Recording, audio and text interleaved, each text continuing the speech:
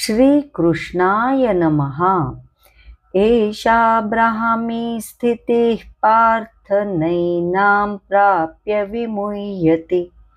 स्थित्वा स्यामन्तकालेऽपि ब्रह्मनिर्वाणमृच्छति।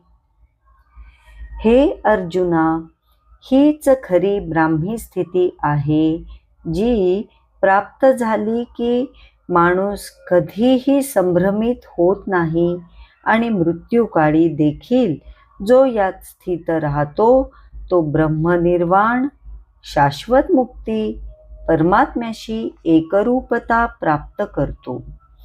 असा स्थितप्रज्ञ मनुष्य जगात अडकत नाही, इच्छा त्याला खेचत नाही, सुखदुःख त्याला हलवत नाही। तो निस्पृह आहे, शांत आहे, समाधानी आहे। त्याचं अंतःकरण जणू स्थिर समुद्रच। बाहेर लाटा उठतात, पण तळ मात्र अबाधित राहतो। आपल्या जीवनात खरी शांती काही प्राप्त करण्यात नसते, तर ती त्यागात असते।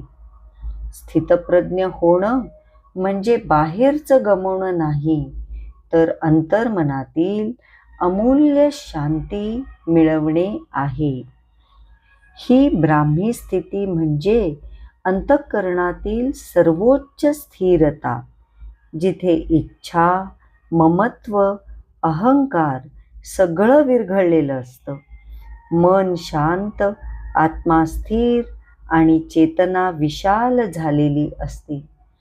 ब्राह्मी स्थिती म्हणजे आत्म्याची ब्रह्माशी पूर्ण एकरूपता, जी प्राप्त झाली की मनुष्य कधीही डळमळत नाही। मृत्यूच्या क्षणीही तो यात स्थिर राहतो।